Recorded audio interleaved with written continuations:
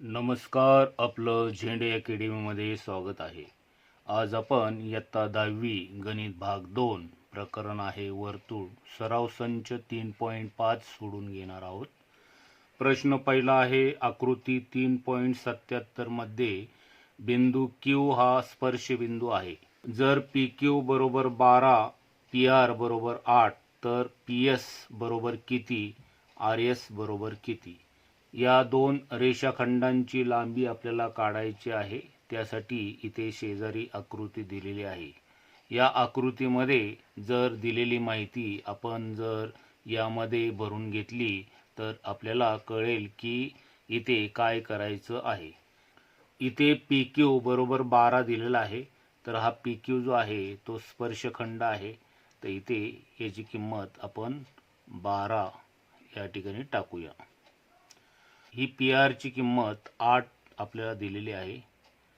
तर आपल्याला PS हा पूर्ण PS काढायचा आहे आणि RS काढायचा आहे. इथे स्पर्शिकेचं आणि छेदिकेचं वर्तुळाच्या बाहेर छेद झालेला आहे. त्यामुळं स्पर्शिका छेदिका बाह्यछेद विभाजन गुणधर्म इथं वापरावा लागेल.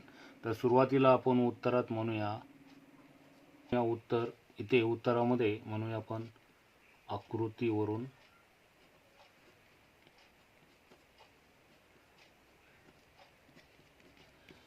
बिंदू Q हा स्पर्श बिंदू आहे. त्यानंतर ही जी छेदिका जी दिलेली आहे तिचा उल्लेख करूया आपण. तर इथे रेख SR ही वृत्त छेदिका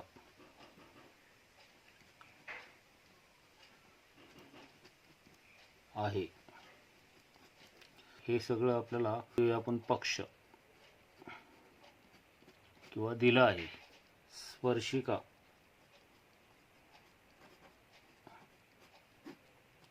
छेदिका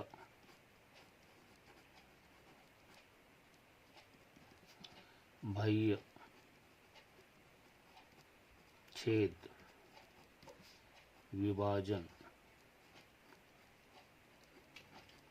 गुणधर्म.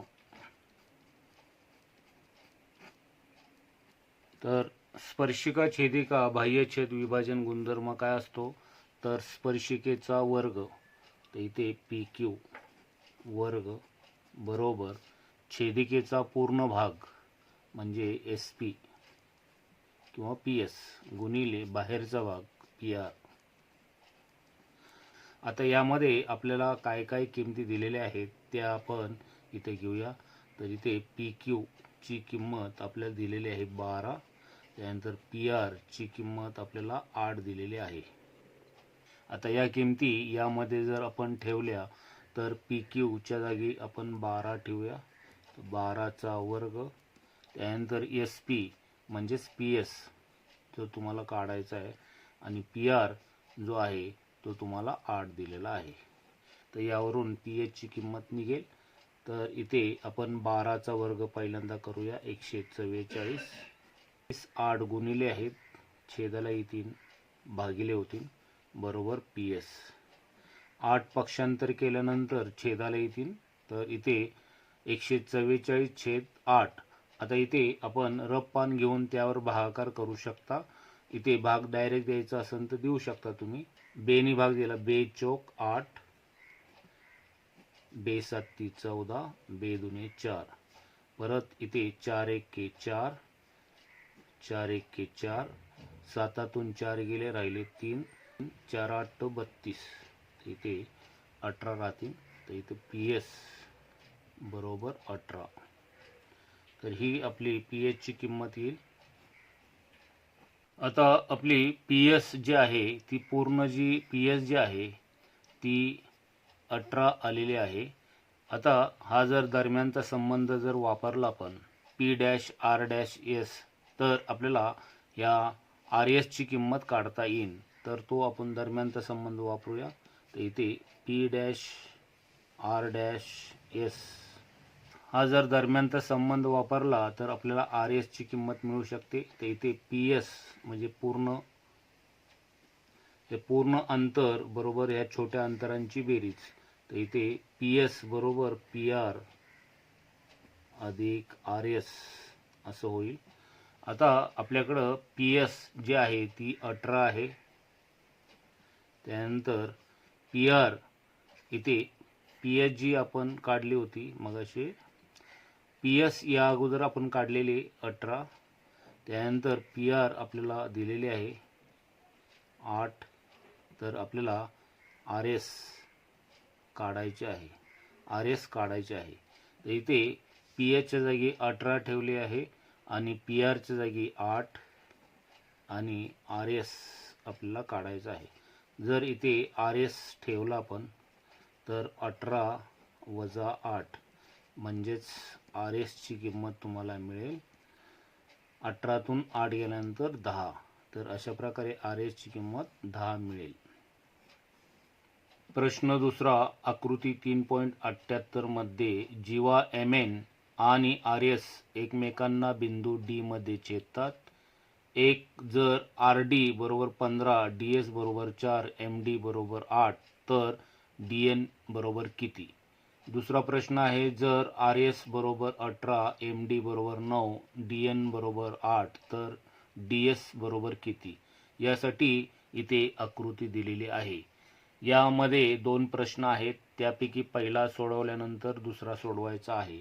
या आकृतीचं निरीक्षण केल्यानंतर असं लक्षात येतं की इथे 2 जीवांचा आंतरछेद विभाजन गुणधर्म वापरला तर आपल्याला ह्या प्रश्नांची उत्तरे मिळू शकतात.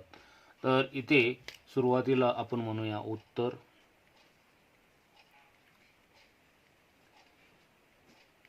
तर पहिल्या प्रश्नाचं उत्तर लिहिताना इथे 1 असा आकडा टाका.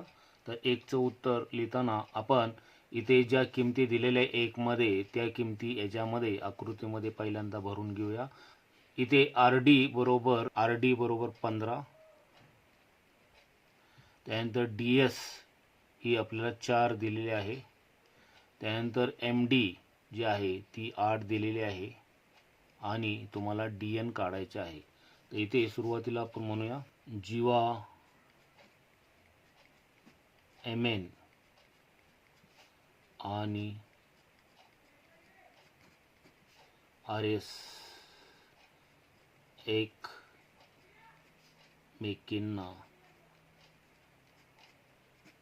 बिंदू डी मध्ये छेदतात. याला कारण तुम्ही पक्ष देऊ शकता किंवा दिलेली माहिती आहे. मग आता इथे 2 जीवांचा आंतरछेद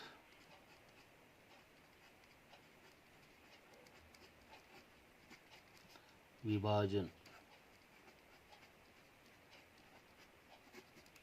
गुणधर्म. तो गुणधर्म काय आहे? वर्तुळाच्या 2 जीवा एकमेकांना वर्तुळाच्या अंतर्भागामध्ये जर छेदत असतील तर त्यांचं आंतरछेद विभाजन गुणधर्म असं सांगतो की त्या जीवांचे जे तुकडे झालेले आहेत त्या तुकड्यांचा गुणाकार हा दुसऱ्या जीवेच्या तुकड्यांच्या गुणाकारा इतका येतो.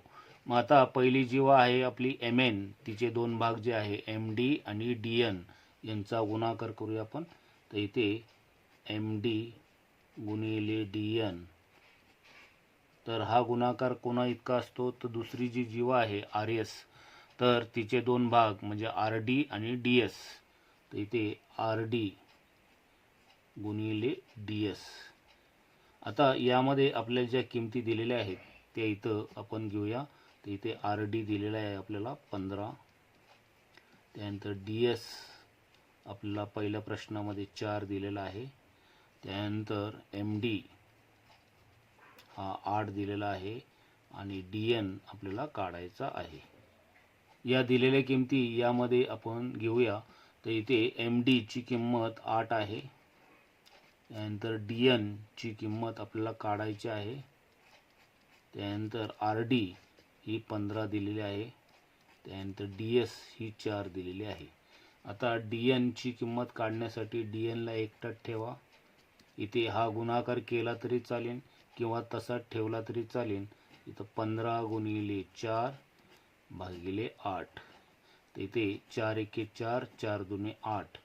आता इथे भाग जाणार नाही, तर इथे 15/2, बेक बे, बेसाती 14, बेपंचे 10, म्हणजे डी एनची किंमत आपली 7.5 इतकी येईल.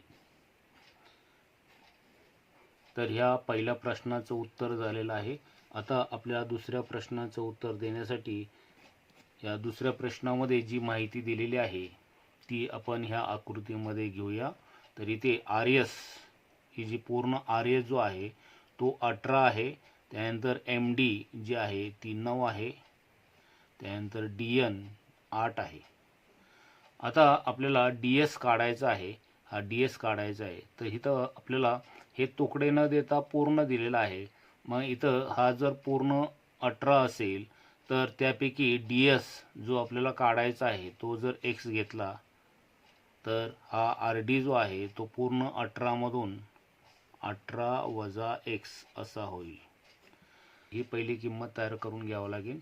तर इथं सुरुवातीला म्हणावं लागेल इथे R dash D dash S. मग आता यामध्ये आर एस आपल्याला दिलेला आहे, आर डी अधिक डी एस. मग इथे आर एस हा जो आहे तो पूर्ण 18 दिलेला आहे. आर डी आपल्याकडं नाही आहे. डी एस आपण एक्स मानणार आहे, एक्स मानू. मग इथे 18 वजा एक्स बरोबर आर डी, म्हणजे आर डीची किंमत आपल्याला आर डी बरोबर 18 वजा एक्स अशी मिळेल. आता यामध्ये सुद्धा आपल्याला दोन जीवांचा आंतरछेद गुणधर्म वापरायचा आहे. मग इथं म्हणावं लागेल, म्हणूया इथं दोन जीवांचा आंतरछेद विभाजन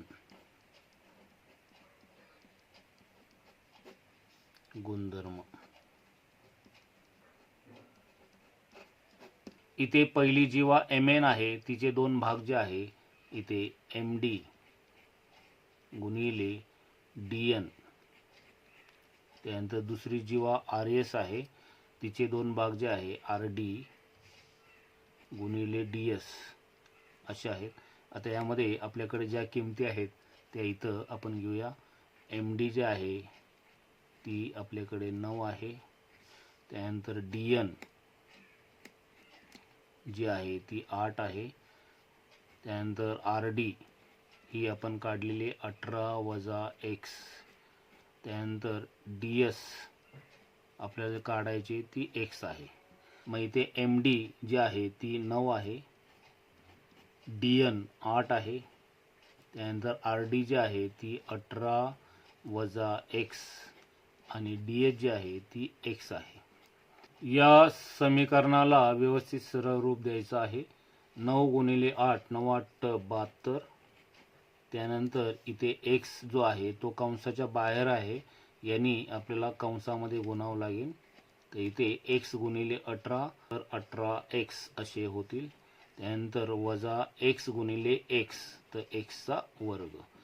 वर्गपद नेहमी धन असतं. मग इथे हा जो ऋण आहे तो पक्षांतर करून धन करून घ्यावा लागेल. मग इथे हे दोन्ही पदं आपण पक्षांतर करूया. ही सगळी पदं इकडं आल्यानंतर याची चिन्ह बदलतील.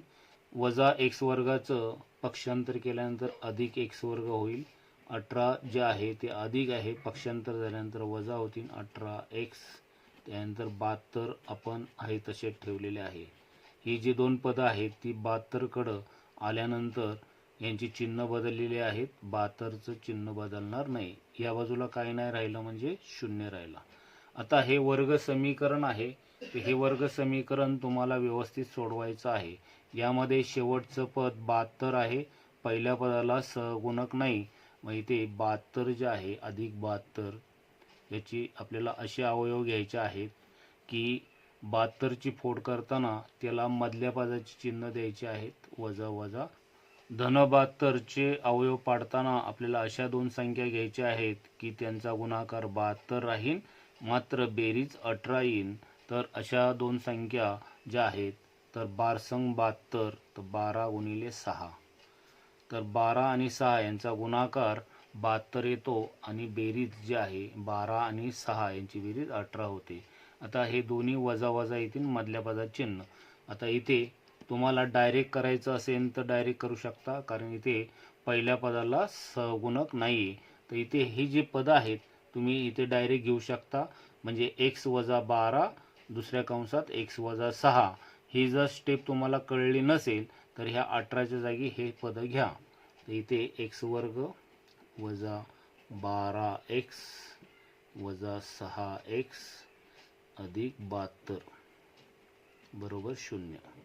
ही जर स्टेप करायची नसेल तर तुम्ही अशी डायरेक्ट स्टेप केली तरी चालते. x वजा 12 आणि दुसऱ्या कंसात x वजा 6 आणि बरोबर 0. मग या दोन संख्यांचा गुणाकार 0 आहे तर पहिल्या कंसाला 0 आणि दुसऱ्या कंसात 0 अशी डायरेक्ट स्टेप करू शकता जेव्हा पहिल्या पदाला सहगुणक नसेल हा एकटा असेल तर. जर ही स्टेप तुम्हाला नसेल करायची तर तुम्ही पूर्ण स्टेप करा. आता आपल्याला पहिल्या दोन संख्यांचा गट आणि दुसऱ्या दोन संख्यांचा गट असा केल्यानंतर इथे x कॉमन निघेल तर आतमध्ये राहील x वजा 12. इथे वजा 6 कॉमन काढले. वजा 6 कॉमन काढल्यानंतर वजा 6x मधले वजा 6 आल्यानंतर x राहतील. याचं चिन्ह बदलेल वजा होईल तर 6 ने 72ला भागल्यानंतर 12 राहतील बरोबर 0. आता पहिल्या ठिकाणचा हा x वजा 12 आणि x वजा 12 हा परत सामायिक काढायचा आहे x वजा 12 आणि राहिलेली जी पद आहे दुसऱ्या कंसात टाकायची आहेत x वजा 6 बरोबर 0. ह्या स्टेप केल्यानंतर ही स्टेप मिळेल. इथे डायरेक्ट तुम्ही ही स्टेप करू शकता. आता इथे x वजा 12 आणि x वजा 6 या दोन्ही कंसांचा गुणाकार 0 आहे. आपल्याला माहित नाही की कशाची किंमत 0 आहे म्हणून इथे x वजा 12 बरोबर 0 किंवा x वजा 6 बरोबर 0 म्हणजे x ची किंमत 12 येईल किंवा x ची किंमत बरोबर 6 येईल. तर अशा प्रकारे x च्या किमती दोन मिळतील तुम्हाला x बरोबर 12 किंवा x बरोबर 6. प्रश्न तिसरा आकृती 3.79 मध्ये बिंदू B हा स्पर्शिबिंदू आणि बिंदू O वर्तुळ केंद्र आहे. रेख OE लंब रेषा AD AB बरोबर 12 AC बरोबर 8 तर एक AD 2 DC आणि 3 DE काढा. त्यासाठी इथे आकृती दिलेली आहे. या आकृतीमध्ये दिलेली माहिती आपण जर घेतली तर आपल्याला यामध्ये स्पर्शिका आणि छेदिका गुणधर्म वापरायचा आहे. इथे एक गुणधर्म आपल्याला वर्तुळामधला सुद्धा वापरायचा आहे की वर्तुळ केंद्रापासून जीवेवर टाकलेला लंब जीवेस दुभागतो म्हणजे ह्या जीवेचे दोन भाग होतात म्हणजे DC ह्या जीवेचे दोन समान भाग होतील. तर इथे दिलेली जर माहिती आपण AB ची किंमत 12 ही घेतली, AC जी किंमत आहे ती 8 आहे तर आपल्याला ह्या किमती काढायच्या आहेत. तर AD आपण पहिल्यांदा सुरुवातीला काढूया स्पर्शिका छेदिका बाह्यछेद गुणधर्मानुसार. त्यानंतर मग DC आणि DE आपल्याला काढता येईल. तर सुरुवातीला आपल्याला इथे म्हणावं लागेल उत्तर O वर्तुळ केंद्र वर्तुळात बिंदू B हा स्पर्श बिंदू रेख OE हा लंब आहे रेषा एडीला, हे सगळं आपल्याला पक्षामध्ये दिलेलं आहे. याला कारण पक्ष द्यायचा आहे. इथे ही स्पर्शिका आणि छेदिका बाह्यछेद विभाजन गुणधर्म आपण वापरूया. इथे स्पर्शिका, छेदिका, बाह्य छेद विभाजन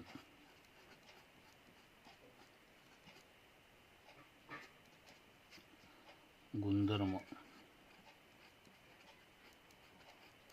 ते ही स्पर्शिका आहे, तर स्पर्शिकेचा वर्ग ए बीचा वर्ग आणि छेदिका पूर्ण जे आहे एडी गुणिले बाहेरचा भाग ए सी. आता यामध्ये आपल्याला ज्या ज्या किमती दिलेल्या आहेत त्या इथे घेऊया.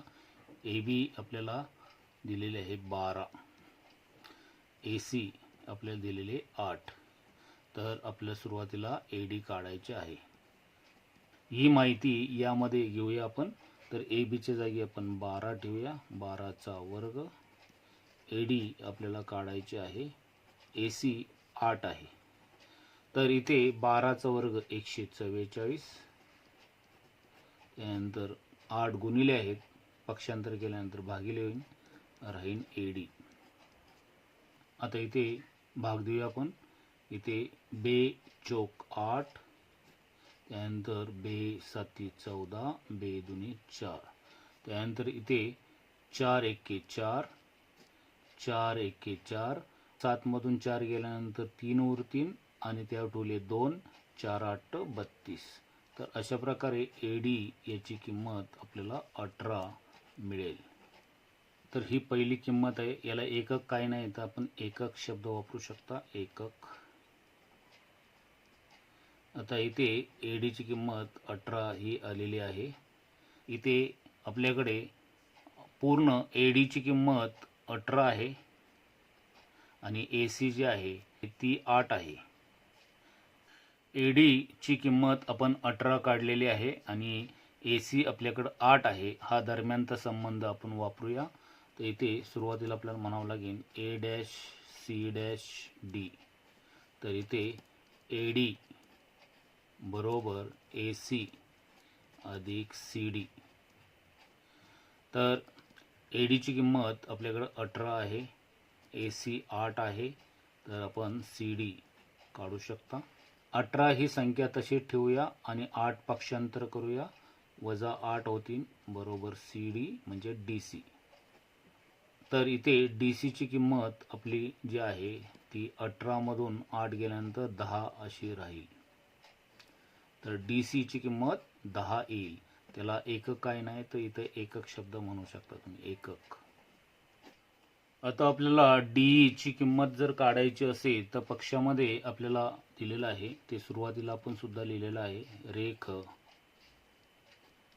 रेख ओई हा लंब दिलेला आहे, रेख किंवा रेषा एडी.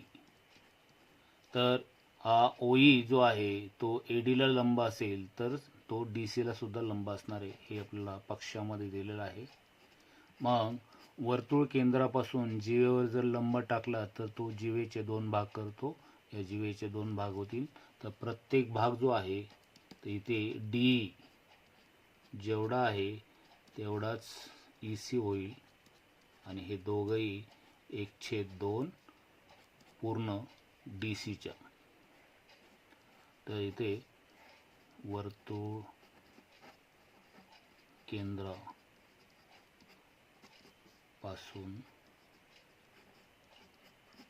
जीवेवर टाकलेला लंब जीवेस दुभागतो. तर इथे 1/2 डी सीची किंमत 10 या ठिकाणी ठेवली. तर इथं बे 1 बे, बे 5 10. तर इथे डी आणि ई सी ह्या दोघी सारख्याच आहे. तर इथे डी जेवढे आहे तेवढीच ई सी आहे, बरोबर 5 एकक असं म्हणा. तर आपल्याला डी ची किंमत काढायची आहे, म्हणून इथं डी बरोबर 5 एवढी येईल. त्याला एकक काय आलेलं नाही, तर आपण एकक शब्द लिहू शकता. तर ह्या पद्धतीने आपण ह्या तिन्ही प्रश्नांची उत्तरे मिळवलेली आहे. प्रश्न 14, आकृती 3.80 मध्ये जर पी क्यू बरोबर 6, क्यू आर बरोबर 10, पी एस बरोबर 8 तर टी एस बरोबर किती या ठिकाणी आपल्याला विचारलेलं आहे. त्यासाठी इथे आकृती दिलेली आहे. या आकृतीमध्ये दिलेली माहिती जर तुम्ही पेन्सिलने इथे घेतली तर इथं पी क्यू जो आहे तो आपल्याला 6 दिलेला आहे. त्यानंतर क्यू आर, हा क्यू आर जो आहे, आर क्यू किंवा क्यू आर जो आहे तो 10 दिलेला आहे. त्यानंतर पी एस आपल्याला 8 दिलेले आहे आणि टी एस हा टी एस काढायचा आहे. ह्या दोन जीवा वर्तुळाच्या बाह्य भागात बिंदू पी मध्ये एकमेकांना छेदतात. तर इथे दोन जीवांचा बाह्यछेद विभाजन गुणधर्म आपल्याला वापरायचा आहे. तो गुणधर्म काय आहे, तर पूर्ण बाहेरपर्यंतचा भाग म्हणजे पी आर गुणिले बाहेरचा भाग पी क्यू, हा जो गुणाकार आहे तो कोणा इतका असतो, तर दुसऱ्या जीवेचा बाहेरपर्यंतचा भाग म्हणजे इथे पी टी गुणिले बाहेरचा भाग पी एस. तर हा गुणधर्म तुम्हाला वापरायचा आहे. इथे तुम्हाला पी आर पूर्ण दिलेला नाही, तो पहिल्यांदा तुम्हाला काढून घ्यावा लागेल. तर हा दरम्यानचा संबंध तुम्हाला वापरायचा आहे. तर इथे उत्तर म्हणूया. उत्तर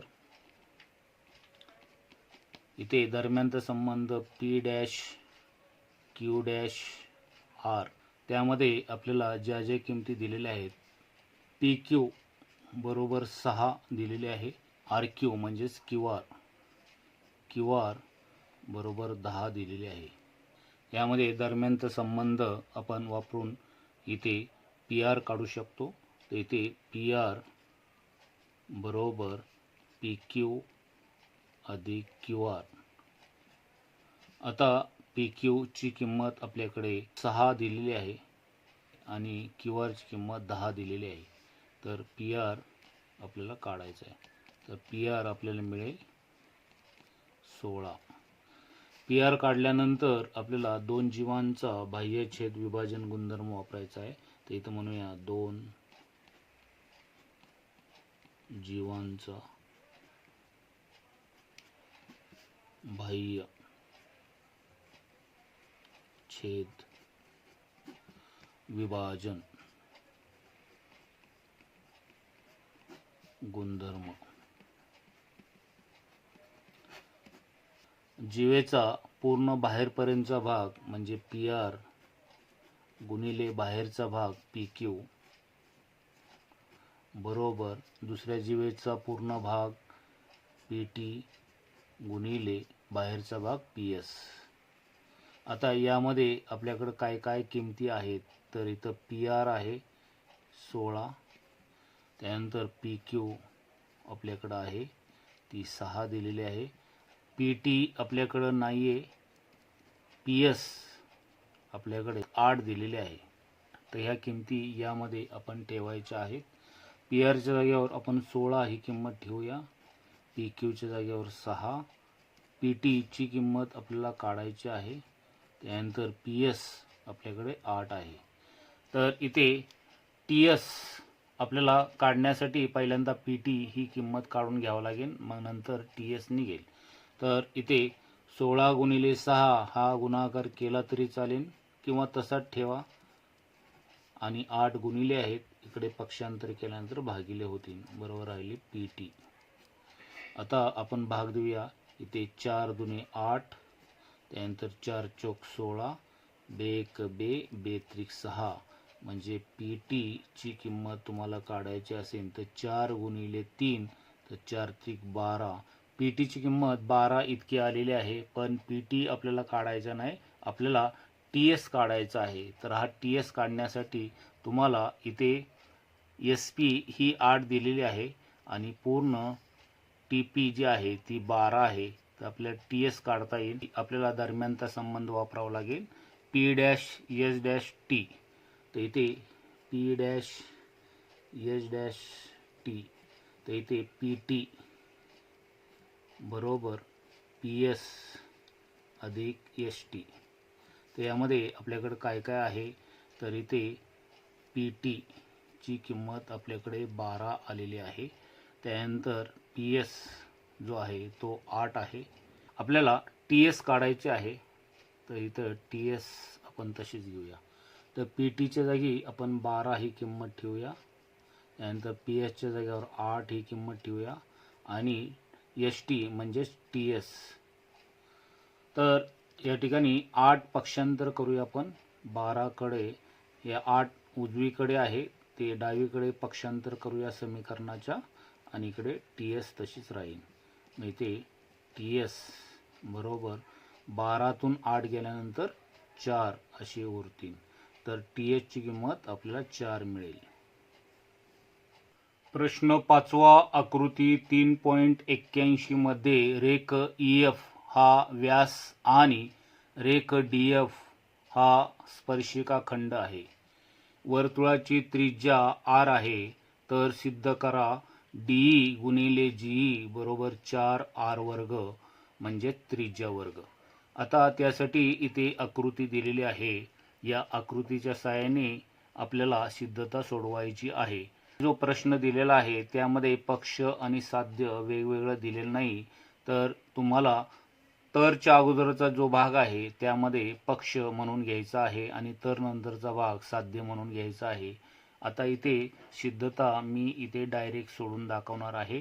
तुम्ही मात्र पक्ष आणि साध्य लिहिल्यानंतर सिद्धता सोडवा. तर या सिद्धतेचे पॉईंट्स आपण समजून घ्यायचे आहेत. तर पॉईंट्स असे आहेत. ही मूळ आकृती आहे. या मूळ आकृतीमध्ये आपल्याला ही छेदिका आहे आणि ही स्पर्शिका आहे. स्पर्शिका छेदिका प्रमेयानुसार या DFचा वर्ग बरोबर DF गुणिले GD अशा प्रकारे आपल्याला समीकरण 1 मिळेल. त्यामध्ये DF ची किंमत आपण तयार करून घेणार आहोत. त्यानंतर आपल्याला माहिती आहे की F हा स्पर्शबिंदू असल्यामुळे इथे 90 अंशाचा कोन होणार आहे, काटकोन होणार आहे. म्हणून इथे ह्या काटकोन त्रिकोण जर घेतला आपण, त्रिकोण EFD मध्ये F हा 90 अंशाचा कोन म्हणजे काटकोन मिळतो, तर हा काटकोन त्रिकोण तयार होईल आणि 90 समोरची बाजू ही ED जी आहे ती कर्ण आहे. इथे आपण पायथागोरस सूत्र वापरून आपण DF ची किंमत तयार करून घेणार आहोत. तर समीकरण 1 आणि समीकरण 2 यामध्ये DF च्या किमती आपल्याला मिळतील. ही दोन समीकरणं मिळाल्यानंतर आपल्याला साध्यापर्यंत कसं पोहोचायचं आहे ते कळेल. तर पहिल्यांदा आपल्याला ह्या 2 स्टेप वापरावं लागतील. तर सुरुवातीला म्हणूया आपण सिद्धता.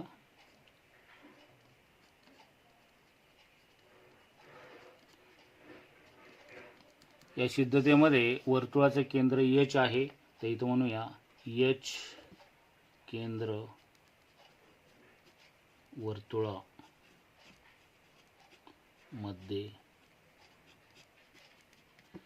रेख